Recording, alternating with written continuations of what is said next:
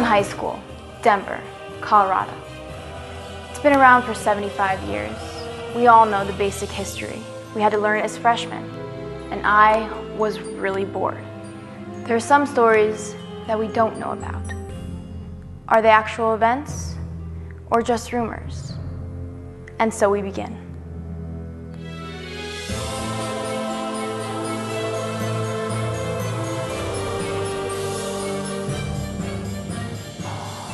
Yes, we are a Catholic school, which means that God likes us more than Creek and watches over us. But God wasn't the only one watching over us. Mullen was once home to an Akita Inu, that's a dog. This dog was named Buttkiss, and one day he randomly showed up at school. From then on, the school basically adopted him. He would sleep in the old field house, and the staff would take turns feeding him and taking care of him. Ask any of the faculty that knew Buttkiss. They loved him. They really loved him. They liked him a lot. He was really nice.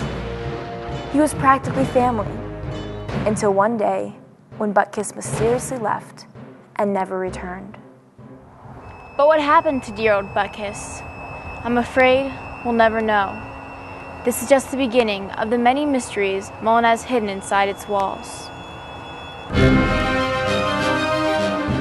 What we now call the 200 Hall lobby, students once called their swimming pool. Fact, the 200 Hall lobby once really was a swimming pool. I'm not a liar. Fact, contrary to public belief, the old gym did not have a pool in it.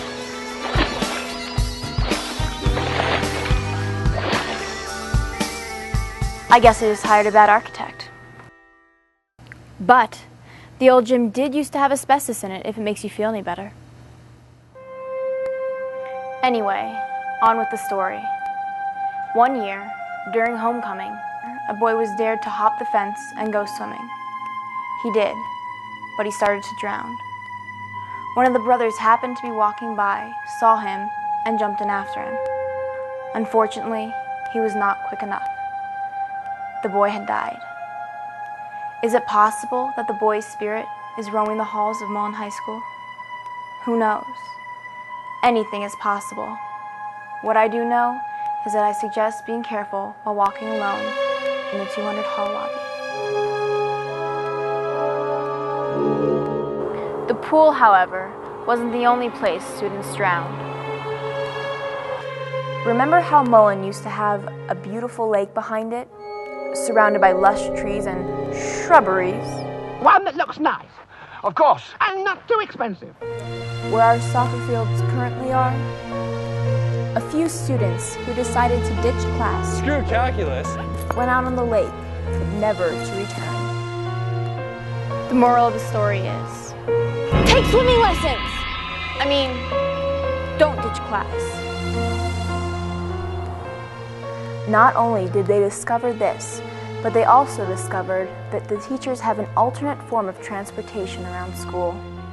Do you ever wonder how when you go straight to class, you're still late? Stop! You're late again! To the dean's office now!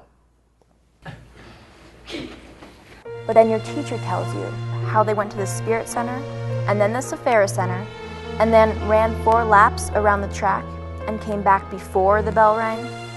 Well, we finally have an explanation. Apparently, there is an underground tunnel that can take you all around campus.